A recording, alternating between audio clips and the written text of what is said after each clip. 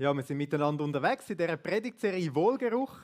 Und heute ist noch etwas Spezielles. Wir haben nämlich beim Unti ein neues Format, das wir austesten. Darum jetzt gerade schnell die Frage, wer ist alles da vom Unti? 1, 2, 3, 4. Sehr cool, sehr cool. Das neue Format ist nämlich so, die vom Unti sind mit dabei, bis in die Hälfte vom Gottesdienst und mit in der Hälfte von der Predigt sage ich dann, jetzt ist eure grosse Zeit da. Und dann dürfen die mit der Rahel rausgehen. Ich weiß nicht, ob es dann als nächstes oder so hat, aber miteinander auch austauschen, was ihr alles gehört habt. Also verschreckt nicht, wenn mit in der Mitte plötzlich die jungen Leute rausgehen. Das ist aus gutem Grund. Ja, jetzt heute Morgen, ihr seid alle hier. Wir sind hier zusammen. Ich weiß nicht, wie du aufgestanden bist. Wahrscheinlich hat der Wecker geklingelt, wie jeden Tag oder jeden Sonntag. Vielleicht hast du draufgeschlagen, wie jedes Mal. Bist aufgestanden, zur Dusche gegangen, wie jeden Morgen. Dann das typische Sonntagsfrühstück, ein Stück Zopf mit Butter und Honig. So ist das bei uns, jeden Sonntag gleich. Dann bist du ins Auto gestiegen, bist hier hingefahren, hast geschaut, ob der gleiche Parkplatz wie immer noch frei ist und bist hier nach oben gekommen und hast geschaut, ob dein Stuhl wie immer auch noch frei ist. Es gibt so Gewohnheiten, oder, wo wir uns an verschiedene Dinge gewöhnen und das so machen. Wir Menschen sind so Gewohnheitstiere, oder? Ich weiß nicht, wie es dir geht, wenn du hier hinkommst und dein Platz ist schon besetzt. Wie es dir dann dabei geht. Früher war das ja sogar so in der Kirche, dass die Sitze angeschrieben waren, wer wo sitzen sollte, oder? Zum Glück ist das heute nicht mehr so und man kann hinsitzen, wo man will. Ich habe eine lustige Episode von einer Frau gefunden, von Louise Elisabeth de Meurons. War eine berühmte Persönlichkeit in der bernerischen Schweiz, eine Patrizierfrau. Und man erzählt von dieser Persönlichkeit, jetzt war etwa vor 100 Jahren, dass sie in die Kirche gegangen war. Und dann saß da an diesem Platz von dieser Frau ein kleiner Bauer. Und sie hat gesagt, hey, das ist aber mein Platz. Aber der war nicht verlegen, hat gesagt, stimmt doch nicht. Vor Gott sind wir doch alle gleich. Und dann soll sie gesagt haben, im Himmel oben sind wir meinetwegen alle gleich. Aber hier unten wollen wir einst eine Ordnung haben. Also übersetzt, im Himmel sind wir alle gleich, aber hier herrscht Ordnung. Ich weiß nicht genau, wie diese Louise Elisabeth de Meuron unterwegs war, auch mit Jesus. Aber es zeigt so, wir sind Gewohnheitsmenschen, Gewohnheiten gewohnt. Und es gibt ja ganz viele gute Gewohnheiten. Wenn jemand gerade im Autofahren lernen ist, also ich erinnere mich noch, vielleicht erinnert ihr euch auch noch, wenn man auf eine Kreuzung zufährt, da muss man alles aufs Mal. Da muss man gleichzeitig steuern, schauen, blinken, da muss man die Kupplung drücken, herunterschalten, Gas geben, bremsen im richtigen Moment, da muss man nach vorne, Seitenspiegel, Seitenblick und so weiter. Alles aufs Mal. Heute, wenn ihr Auto fährt, dann passiert das alles automatisch. Zum Glück gewöhnt man sich an Sachen. Oder ich denke auch, alle, die Eltern sind und versuchen, die Kinder möglichst gut zu erziehen, da versucht man ja, dass die Kinder gute Gewohnheiten lernen, dass sie die guten Dinge wie automatisch machen und man das nicht immer wieder neu sagen muss, oder? Gute Gewohnheiten können sehr, sehr, sehr wertvoll sein. Es gibt ein berühmtes Sprichwort: Säe einen Gedanken und du kannst eine Tat ernten. Säe eine Tat und du kannst eine Gewohnheit ernten. Säe eine Gewohnheit und du kannst Charakter ernten. Säe Charakter und du erfüllst deine Bestimmung. Also vieles, was mit einem Gedanken beginnt, mit einer Tat, mit etwas, das wir tun, das wir umsetzen, kann zu einer guten Gewohnheit werden und beginnt dann seine Kraft zu entfalten. Und in dieser Predigtserie, wo wir unterwegs sind, Wohlgeruch, da geht es um Gewohnheiten. Es geht die ganze Zeit um so Gewohnheiten, wenn wir darüber nachdenken, wie können wir als Christen, als Jesus-Nachfolger ein Wohlgeruch sein? Dann ist ja die Frage, ja, was sind denn so für gute Gewohnheiten, die wir uns einüben können und die so einen Wohlgeruch dann auch verbreiten in unserem Umfeld. Wir sind gestartet mit der Zutat des Gebets.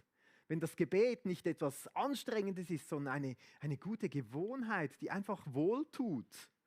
Wir sind weitergegangen mit guten Worten, mit Segen sein, mit Fragen aufwerfen durchs Leben, durch einen Unterschied ausmachen. Wie schön ist das, wenn es nicht irgendwie ein anstrengender Lifestyle ist, sondern einfach eine gute Gewohnheit. Und auch heute sind wir bei einem Thema, es geht um ein himmlisches Rezept, auf Gott hören. Wie schön, wenn das eine gute Gewohnheit sein darf. Einfach hören, was Gott sagt. Horchen, auch gehorchen, gehört auch dazu. Und ich habe gemerkt, ihr seid super Experten, was dieses Thema betrifft. Ich habe super Anschauungsmaterial gefunden. Also als erstes ist natürlich wichtig, dass man einen guten Ort sucht. Je nachdem, mit der Bibel oder so, da kann man super gut auf Gott hören. Es gibt Leute, die sagen, man muss doch in der Natur, kann man sehr gut auf Gott hören, oder? Das ist auch sehr wichtig, mit ganz unterschiedlichen Haltungen. Offensichtlich gibt es Leute, die sagen, auch beim Liegen kann man gut auf Gott hören. Wobei bei der linken Gruppe hier einfach einschlafen sollte man schon nicht. Aber so heilig reinschauen schon, das ist natürlich gut. Oder auch die Gebetshaltung, die Haltung, wie wir dann auf Gott hören. Mit offenen Händen. Ich finde das recht cool, oder? Also ich bin bereit, dass Jesus mir etwas sagen darf. Wie cool. Einige sitzen auch gerne mit Musik. Also die oben rechts, da weiß ich nicht genau, mit dem Handy. Die einen sind, ich glaube, das bedeutet einfach, dass man eine offene Leitung hat zu Gott wahrscheinlich, oder? Oder telefonieren die einen dann so mit Gott, könnte ja auch sein.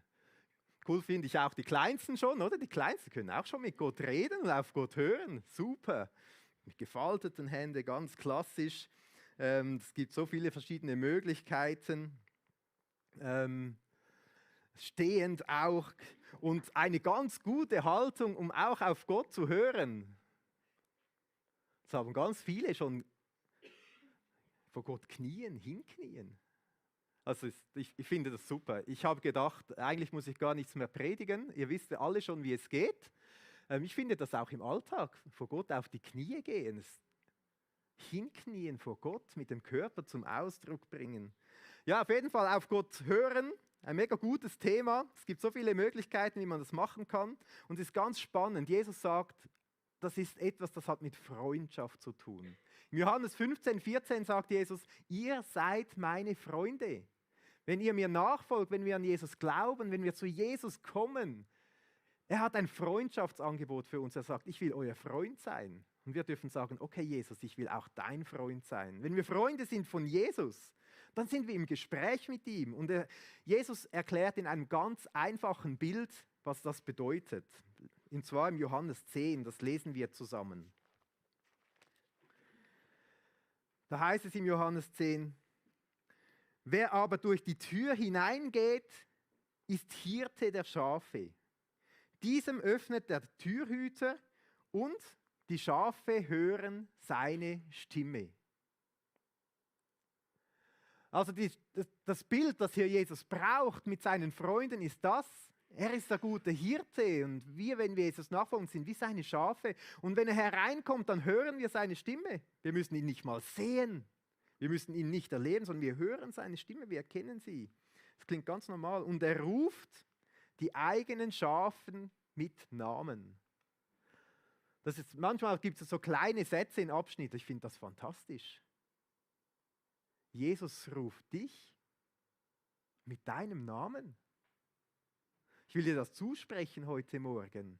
Jesus will dein Freund sein und für ihn bist du nicht einfach einer von 8 Milliarden Menschen auf diesem Planeten, sondern er kennt dich persönlich und er ruft dich mit deinem Namen. Das Wunderschönes.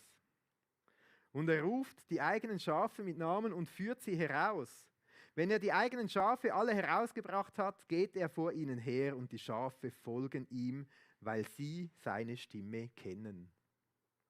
Also so wie Jesus uns dieses Thema sagt, man kennt als Jesus-Nachfolger kennt man die Stimme von Jesus, ist etwas ganz Natürliches, etwas ganz Normales, dass man Jesus hört, dass man ihn sprechen hört, dass man seine Stimme kennt, dass man darauf horcht und dann auch gehorcht, mit ihm mitgeht, seiner Stimme folgt. Das ist auch ein spannendes Bild. der Hirte spricht ja nicht gleich wie die Schafe. Also ich kennt ihr vielleicht einen Hirten, der macht mit seinen Schafen nicht so mäh, mäh, mäh, mäh, mäh, sondern er spricht mit seiner Sprache, oder?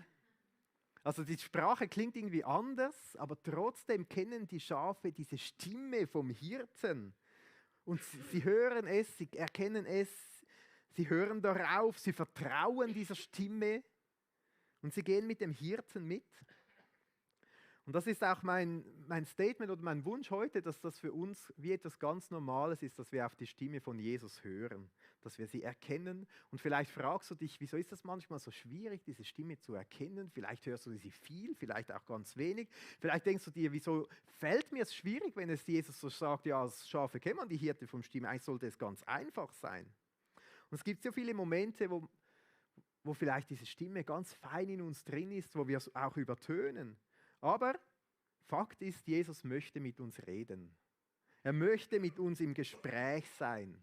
Er möchte unser Freund sein. Eine Freundschaft ist lebendig und Jesus ist ein lebendiger Gott. Es ist nicht so, dass Jesus sagt, hey ja, wenn du nicht an mich glaubst, dann spreche ich schon zu dir. Und dann erkennst du, wer ich bin. Und dann kommst du zu mir und bekehrst dich, gibst mir dein Leben und nachher ist Funkstille. Nachher wird nichts mehr gesprochen. So ist ja Jesus nicht, oder? Sondern das Leben mit Jesus ist dynamisch, es ist aktiv, es ist im Gespräch, es ist eine lebendige Beziehung. Ich finde es spannend, wenn Gott spricht, manchmal merkt man es fast nicht und plötzlich merkt man, wie Gott etwas am Bewegen ist, am Formen ist. Etwas, was mir in den Sinn gekommen ist, war im letzten Dezember, als ich diese Predigtserie vorbereitet habe, das Thema Wohlgeruch und so weiter. Ich habe mich gefragt, Jesus, was willst du denn diesen Leuten sagen? Und ich hatte wie so eine feine innere Stimme, die mich hingewiesen hat auf eine Predigtserie von einer befreundeten Kirche und gesagt hat, hey, nimm hiervon die wesentlichen Züge, das sind die wichtigen Aspekte. Und ich habe gedacht, ja, interessante Themen, Wohlgeruch sein, mit Gebet. Wohlgeruch sein, mit Segen sein, anderen Segen weitergeben, okay. Und ich merke jetzt, wie Gott dieses Thema zu uns bringt und uns formen will. Das haben wir vor 2 Wochen darüber gesprochen, mit dem Leben einen Unterschied auszumachen, Segen zu sein, Segensworte weiterzugeben. Und da gehen wir ins Gemeindeweekend und hören da einen ganzen Input zum Thema Segenskreislauf. Und da merke ich, hey, Gott will an diesem Thema mit uns dran sein. Jetzt heute haben wir das Thema auf Gott hören, die Antennen offen halten, oder? Und ich merke, hey, das sind Themen, da will Gott mit uns dran sein. Ich merke, dass diese feine Stimme nicht einfach mal auftaucht oder so, sondern dass Gott einen Plan hat und etwas damit bewegen will. Aber im Dezember, da hat man das alles noch nicht gesehen. Es ist wirklich spannend. Ich habe gerade am letzten Wochenende von einem in der Schweiz sehr bekannten Movement-Leiter etwas gehört. Viele von euch auch. Und er hat gesagt, das Leben mit Jesus ist so spannend, wenn wir die Antennen nach Jesus offen haben. Oder? Das Bild vom Flugmodus. Viele haben das sicher noch im Kopf. Wenn du das Handy auf Flugmodus hast, oder, dann stellst du ab, dann ist kein Kontakt mehr mit der Außenwelt. Aber unser Christsein soll nicht so sein. Auf Flugmodus kein Kontakt zu Gott, sondern Flugmodus wird abgeschaltet. Und die Antenne ist offen für Jesus, dass er uns Push-up-Nachrichten den ganzen Tag schicken darf. Und vielleicht bist du so eingeübt, um die Stimme Jesus zu hören, dass du wirklich in deinem ganzen Alltag die ganze Zeit so Push-up-Nachrichten von Jesus kriegst. Und ich merke aber, dass es gut ist, wenn wir auch immer wieder bewusst üben, uns einüben, Zeit mit Jesus zu haben und die Stimme von ihm zu hören und zu erkennen, dass wenn er kommt in unseren Stall, in unseren Alltag hinein, dass wir dann bereit sind und merken, hey, das ist die Stimme meines Hirtes und dieser will ich nachfolgen, dieser will ich mitgehen. Und wir merken auch schnell, es hat viel mehr damit zu tun, als einfach bei Jesus Aufträge abzuholen. So quasi, Herr Jesus, was willst du mir sagen, was muss ich tun? Gut, dann mache ich das oder so. Sondern beim Gespräch, beim Freundsein mit Jesus geht es darum, auch einfach mit ihm zusammen unterwegs zu sein. In seiner Gegenwart zu sein, im Alltag eben die Antennen nach ihm offen zu halten, in dieser ganz nahen Verbindung zu Jesus zu sein. Und an dieser Stelle möchte ich einer dieser Verse auf unserer Jahreskarte vorlesen. Da hat es nämlich Psalm 62 drauf. Und das bringt das so wunderschön zum Ausdruck. Ich lese schon ein bisschen vorher, im Vers 4, da heißt es, wie lange noch wollt ihr euch alle über einen hermachen und ihm den letzten Stoß versetzen? Wie einer Wand, die sich schon bedrohlich neigt oder einer Mauer, die bereits einstürzt. Also ist von einem Menschen die Rede, der unter einer Mauer, die einstürzt, sich vorkommt. Also irgendwie bricht alles um ihn rundherum zusammen. Vielleicht geht es dir heute Morgen ja auch so, vielleicht bist du hingekommen und hast gedacht, ja gut, ich gehe schon zum Gottesdienst, aber eigentlich fühle ich mich gar nicht danach. Eigentlich habe ich eher den Eindruck im Moment, dass alles um mich zusammenbricht.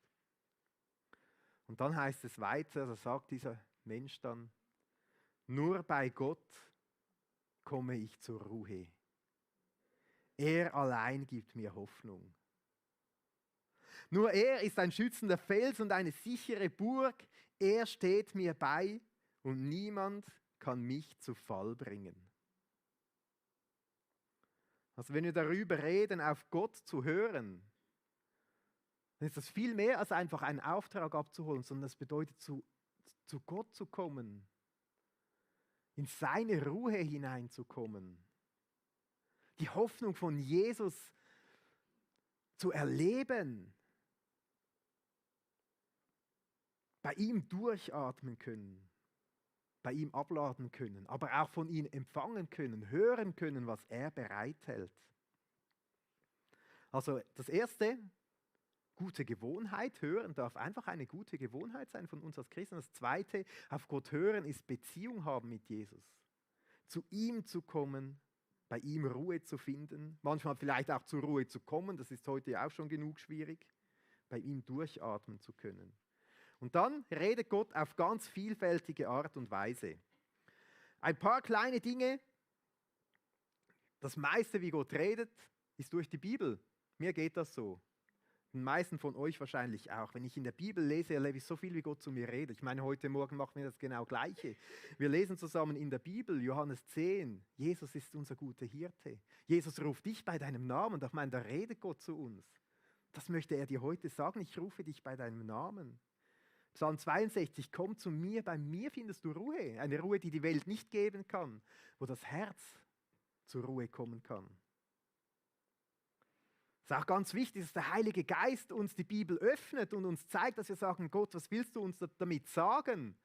Weil die Bibel kann auch tot sein, wenn wir unser Herz nicht dafür aufmachen. Aber die Bibel, Gott redet so viel durch die Bibel. Gott redet durch Träume, durch Bilder, durch Impulse. Gott redet durch die Schöpfung zu uns. Gott redet durch Umstände, manchmal auch durch schwierige Umstände. Ich glaube, es ist mega wichtig, dass wir auch, wenn wir durch Schwierigkeiten hindurchgehen, unsere Antennen offen haben, nicht auf Flugmodus gehen, sondern sagen, Jesus, was willst du mit mir in dieser Situation? Komm mit mir durch diese Situation hindurch. Was willst du mir zeigen, lehren? Auch durch andere Personen, im Gottesdienst, im Worship, auch in der Predigt. Oder durch Engel, durch Bücher, wenn wir sie lesen. Gott kann so vielfältig reden. Ich glaube, es ist wichtig, dass wir nicht Gott vorschreiben, wie er reden soll. Weil er darf reden, wie er will. Und ich will dich heute fragen, wo ist dein Punkt, wo du zu Gott kommst? Wo ist dein Ort im Alltag, wo du zu Gott kommst und er reden darf? Dass du seine Stimme hörst. Das ist mein Wunsch, den ich habe, dass wir eine Kirche sind von Menschen, die einfach im Alltag immer wieder auf Gott hören und seine Stimme hören, wie er redet. Und das ist etwas, das wir wirklich machen dürfen. Ich möchte eine Bibelstelle dazu nehmen von Jakobus, vom Bruder des Herrn. Ich finde, das klingt manchmal so einfach, aber das muss man sich mal überlegen, oder? Da hat Jesus als Kind, als Bruder kennengelernt und plötzlich hat er gemerkt, hey, der ist nicht ein normaler Mensch. Das muss ja der Sohn Gottes sein. Der hat einen riesigen Wandel durchgemacht. Und er schreibt im Jakobus 1, Verse 5 bis 6, wenn jemand unter euch Weisheit braucht, weil er wissen will, wie er nach Gottes Willen handeln soll, dann kann er Gott einfach darum bitten. Ich finde das so schön, wie hier steht, einfach darum bitten. Man darf einfach zu Jesus kommen, ganz einfach, es muss nicht kompliziert sein. Und Gott, der gerne hilft, wird ihm bestimmt antworten, ohne ihm Vorwürfe zu machen. Das ist der Charakter von Gott, oder? Das zeichnet Gott aus, dass er gerne zu uns spricht. Aber wer ihn fragt, soll auch wirklich mit seiner Antwort rechnen. Und weiter heißt es dann, sonst gleicht man Meereswogen, dass man hin und her geworfen wird wie Meereswogen, wenn man zweifelt. Also es zeigt auch gleich so eine Haltung, mit der wir zu Gott kommen, sagen, Gott, ich will auf dich hören, aber ich will auch deine Antwort dann wahrnehmen, danach handeln. Nicht quasi Angst haben oder, ja, oh, was sagt jetzt Gott oder ich will es vielleicht gar nicht hören, sondern eine Haltung, ja, ich komme zu dir und ich will von dir hören, was du sagst und ich will darauf vertrauen, dass das gut ist und dass das das Beste ist. Das, ein paar Gedanken. Hören darf eine Gewohnheit sein. Hören bedeutet auch einfach zu Gott zu kommen, bei ihm zur Ruhe zu kommen. Und hören bedeutet einfach diese Zusage, dass wir ihn bitten dürfen, dass er zu uns redet, dass er uns Antworten gibt und dann damit rechnen, dass er das auch tun will. Jetzt ist der Zeitpunkt für alle Unti-Leute, dass ihr im unteren Stock weiter besprechen dürft. Also dürft mit Rael zusammen 2 Stöcke tiefer gehen. Und wir wollen zusammen noch eine Person kennenlernen aus dem Alten Testament und bei dieser Person ganz praktisch auch werden.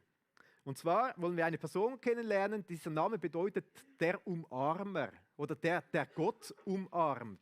Und ich finde das so schön, eine Person, oder, die sagt, ja genau, diese Nähe zu Gott, das ist das Entscheidende. Das ist Habakuk. Im Alten Testament, Habakuk, ein kurzes Prophetenbuch und in diesem Buch fleht dieser Mann zu Gott und will Antworten von ihm.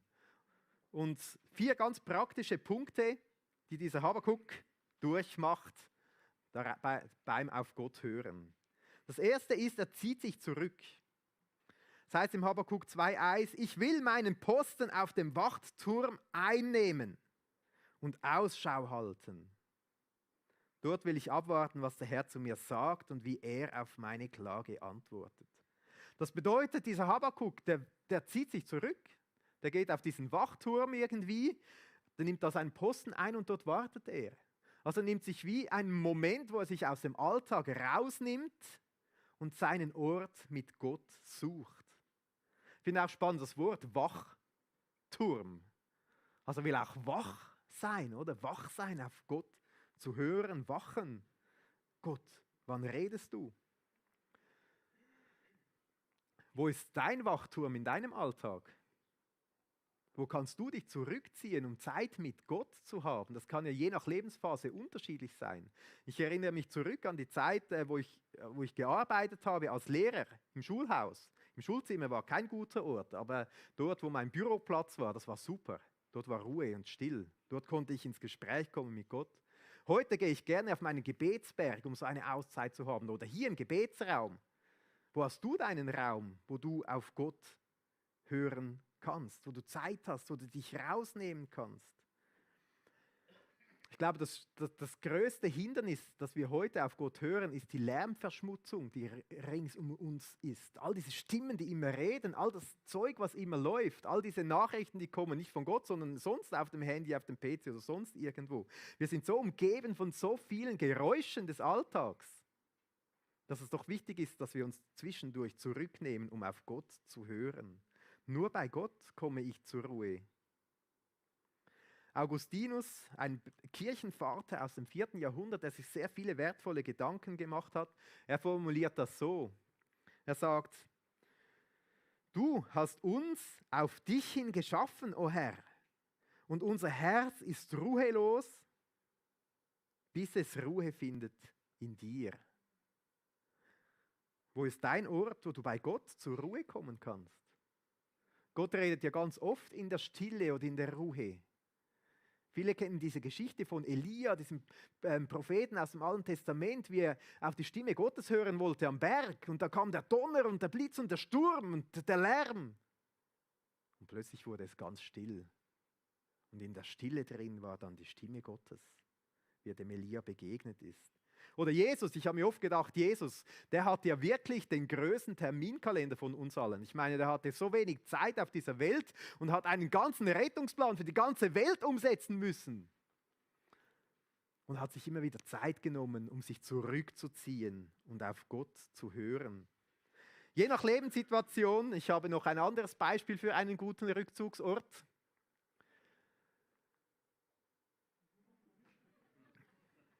Das ist manchmal die letzte Rettung. Es ist so wichtig, auf Gott zu hören. Und dann das nächste, was wir hier in diesem kurzen Vers finden, auf Gott warten. Dieser Habakuk sagt dann, ich will meinen Posten auf dem Wartung einnehmen und Ausschau halten.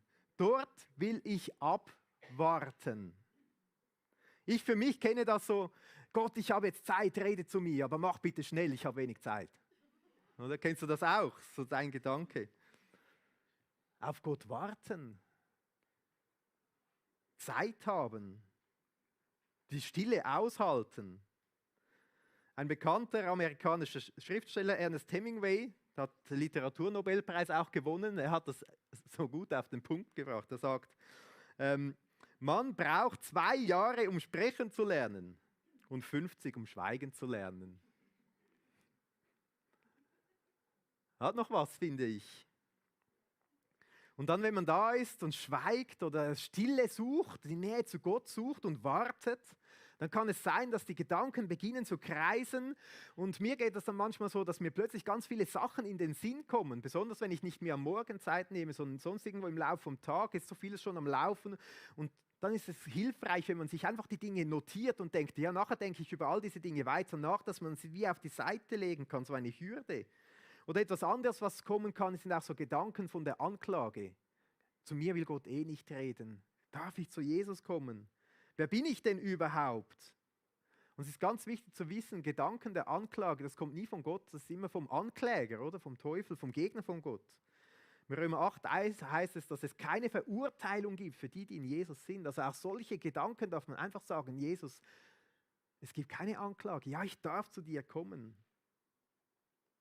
Vielleicht kennt ihr euch auch gut aus im Sorgen machen. Die meisten Schweizer können das recht gut, sich Sorgen machen. Sorgen bedeutet ja, etwas beschäftigt mich, dann lege ich es ab und dann nehme ich es wieder und denke wieder darüber nach und lege es wieder ab und nimm es wieder und so weiter. Und eigentlich beim Warten geht es genau ums Gleiche, aber auf die positive Art und Weise. Ich nehme einen Gedanken, Gott, ich suche die Ruhe bei dir, ich denke darüber nach, ich lege es ab und dann nehme ich es wieder auf. Nimm es wieder in meinen Gedanken, Gott, ich suche Ruhe bei dir, vielleicht sogar mit einem Bibelvers oder so. Auf Gott warten, etwas, das wir unbedingt lernen müssen. Ich hoffe, schneller als 50 Jahre. Dann das Dritte, was Habakuk macht, ist ganz interessant, wie er in diesem Abschnitt sagt, ich will Ausschau halten und dort will ich abwarten, was der Herr zu mir sagt. Das finde ich komisch, dass er sagt, ich will Ausschau halten, was der Herr sagt. Ich will schauen, was der Herr sagt. Irgendwie mit den Augen hören. Das ist interessant. Und das ist auch eine Ermutigung, dass wir Ausschau halten, was der Herr sprechen will.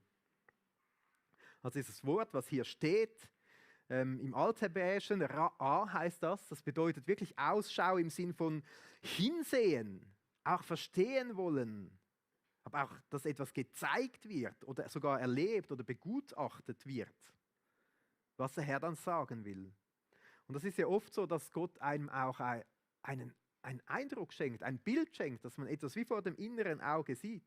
Wir haben uns am letzten Mittwoch getroffen fürs VIP Live on Stage Bible Training und da geht es darum, mit Menschen zusammen die Bibel zu lesen, die das gar nicht gewohnt sind. Da habe ich mich gefragt, ja, mit wem soll ich die Bibel lesen? Und hatte plötzlich vor dem inneren Augen sah ich eine Person und dachte, okay, ja stimmt, das ist eine gute Idee. Ich habe gemerkt, diese Idee ist jetzt nicht von mir gekommen. Das ist ein inneres Bild.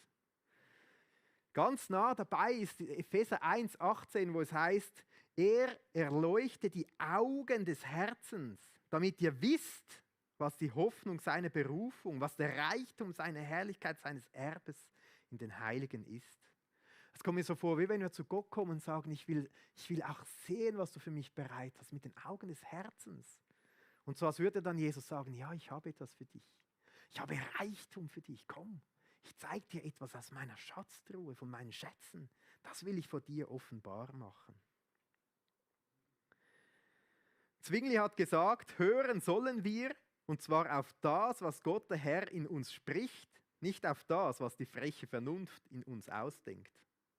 Ich denke, ja genau, das wollen wir auf Jesus hören, was er sagt. Und dann weiter, dieser Habakuk, der ist recht praktisch, habe ich gemerkt. Ein Vers weiter heißt es dann, da antwortete mir der Herr und sagte, was ich dir jetzt zeigen werde, sollst du säuberlich auf Tafeln aufschreiben, damit es jeder mühelos im Vorbeigehen lesen kann. Also Gott will zu ihm reden und sagt, schreib es auf, damit es sogar die anderen Leute wahrnehmen. Und ich frage mich manchmal, wenn Gott zu uns redet, wie schnell vergessen wir das wieder, was Gott uns sagt? Und wie gut ist es, wenn wir das auch notieren und aufschreiben. Deshalb so ein vierter praktischer Punkt, dass wir das in ein Notizbuch uns aufschreiben. Ich habe so verschiedene Notizbücher, ein Gebetsnotizbuch und ein anderes, wo ich mir Dinge aufschreibe, die Gott spricht. Vielleicht habt ihr auch so ein Notizbuch und schreibt es auf. Spannend ist es ja dann auch später wieder mal hineinzuschauen und zu schauen, was hat Gott zu mir geredet? Was hat er getan? Was hat er gemacht? Manchmal mache ich das auch mit meinen Fragen, die ich habe. So wie wir gelesen haben in Jakobus 5,1, wir dürfen kommen und Gott einfach fragen. Dann schreibe ich meine Fragen auf und manchmal habe ich das Gefühl, Gott antwortet nicht. Und später schaue ich dann nach, was ich Gott alles gefragt habe und merke, dass er ja im Laufe der Zeit geantwortet hat. Dass es wie automatisch passiert und ich gar nicht mehr darüber nachgedacht habe. Da können wir staunen, was Gott tut. Also ein Notizbuch nehmen, die Dinge aufschreiben, notieren. Das hilft auch, sich das wie wörtlich zu überlegen, was hat Gott jetzt zu mir eigentlich gesagt? Das festzumachen, diesen leisen Gedanken irgendwo festzumachen und aufzuschreiben. Also das ist auch eine ganz praktische Möglichkeit. Vielleicht gibt es jemanden, der sagt, doch, ich will mir Dinge notieren. Ich will das mal mit dem Notizbuch probieren. Hier hat es ein Exemplar mit unserem wunderbaren Kreuz. Die schnellste Person darf das dann nachher mitnehmen. Also das, 4 ganz praktische Punkte. Erstens, wo ist dein Rückzugsort? Zweitens, habe ich die Zeit, um auf Gott zu warten, Ausschau zu halten? Drittens, sehen und hören, was Gott sagt, meine Kanäle aufzumachen, auf die feine Stimme von Gott hören. Und viertens, die Dinge dann auch notieren. Und fünftens ist ganz wichtig, die Dinge auch immer zu prüfen, wenn Gott zu uns redet, ist diese feine Stimme von Gott. Ich gehe ganz schnell auf wenige Punkte ein. Das erste ist, verbreitet es wirklich Gottes Wohlgeruch? So zum Beispiel im Galater 5,22 die Früchte des Geistes beschrieben sind. Ist es voller Liebe? Ist es von Freude geprägt? Ist es von Friede geprägt? Von Geduld, von Freundlichkeit, Güte, Treue und so weiter? Ein zweiter Punkt zum Prüfen ist der rote Faden. Gott ist mit mir auf einem Weg unterwegs. Passt es zu diesem Weg, wo Gott mit mir unterwegs ist? Manchmal gibt es auch etwas ganz anderes, ist klar, aber das muss man hinschauen. Besonders wenn es etwas ist, das gar nicht dazu passt zum Weg, wie Gott sonst mit mir unterwegs ist, ist es wichtig, genau hinzuschauen. Die Bibel natürlich, stimmt es mit dem überein, was die Bibel sagt? Kenne ich die Bibel genug gut, dass ich das prüfen kann? Was sagen andere Leute dazu und so weiter? Ich habe auf dem Handout, es stehen 8 Punkte drauf, wie man die Dinge prüfen kann, ausführlich mit Bibelversen so beschrieben, weil es ist wichtig, dass wenn Gott spricht, dass wir es auch prüfen, prüft alles und das Gute behaltet, dass wir unterscheiden können, ist es die Stimme von unserem Hirten oder ist es vielleicht mein eigener Gedanke. Also an diesem Punkt nehmt das Handout mit oder unten im Livestream ist es auch verlinkt, digital kann man es gleich herunterladen. Dort hat es einige Punkte drauf, um das ganz sorgfältig zu prüfen. Das ist mega wichtig.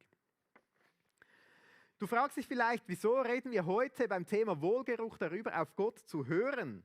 Wieso ist das so wichtig? Ich will dazu einfach diesen Vers vorlesen. Im 2. Korinther 2, 14 bis 15, wo es um den Wohlgeruch geht. Gott aber sei Dank, der uns alle Zeit im Triumphzug umherführt in Christus. Also wir sind in Christus.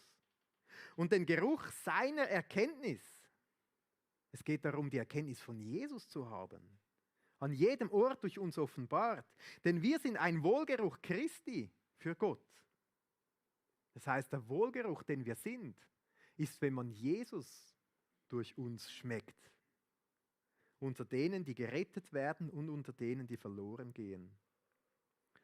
Wenn wir ein Wohlgeruch sein wollen, dann ist es wichtig, dass wir nahe mit Jesus verbunden sind. Dass wir mit ihm im Gespräch sind und dass er durch uns der Wohlgeruch ist. Deshalb Jesus Freund, mit Jesus im Gespräch, auf Jesus hören, nicht einfach zu Jesus gehen, um von ihm Aufträge abzuholen, sondern vielmehr bei ihm Ruhe zu finden. Bei ihm auftanken, bei ihm Zeit zu haben und uns von ihm führen lassen, was er vorhat. Die Priester, wir haben am Wochenende am letzten über Priester gehört, die sind ins Heiligtum gegangen und haben dort Zeit mit Gott verbracht. Wo ist dein Heiligtum im Alltag, wo du zu Gott gehst und Zeit mit ihm verbringst, um dich formen zu lassen und Priester zu sein für die Menschen um dich rundherum? Deshalb habe ich einen ganz praktischen Wochen-Next-Step. Vielleicht ist er dran für dich, vielleicht auch nicht. Aber wenn schon, dann will ich dir das als kleine Aufgabe mitgeben. Vielleicht ist das sowieso schon dein Alltag. Ich ziehe mich einmal in dieser Woche zurück, um auf Gott zu hören. Mit der Bibel, mit einem Worship, aber auch mit Stille. Notiere es und lasse das Gehörte in meinen Alltag einfließen.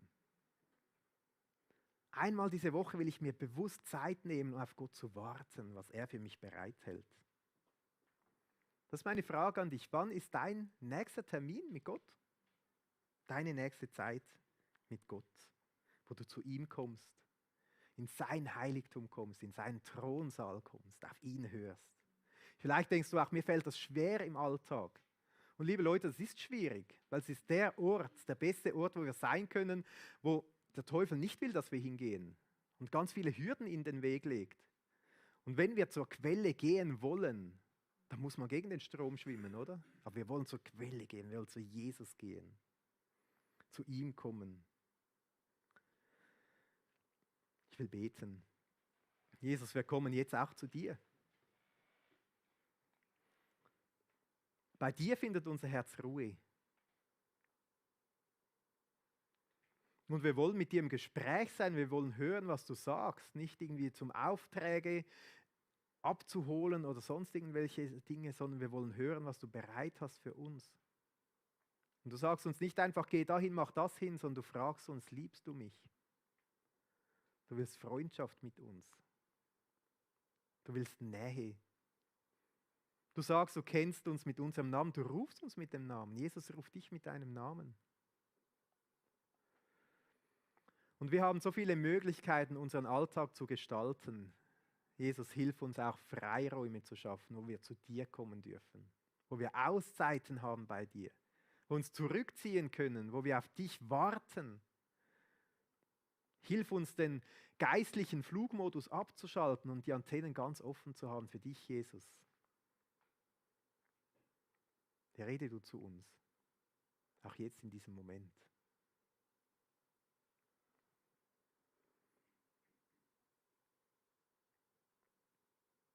Amen. Wir wollen zusammen einfach auch zu Jesus kommen, in seinen Thronsaal kommen, in den Thronsaal des Herrn kommen, in seiner Gegenwart sein. Du hast während den folgenden Liedern auch die Möglichkeit für die Ministry Time, ist wie immer bereit, 2 Leute sind für dich bereit, um für dich zu beten. Vielleicht hast du ein ganz kleines Anliegen, ein großes, oder möchtest einfach, dass jemand für dich um Segen bittet. Du darfst nach hinten gehen und auf die Leute zugehen. 2 Leute sind bereit zum Beten.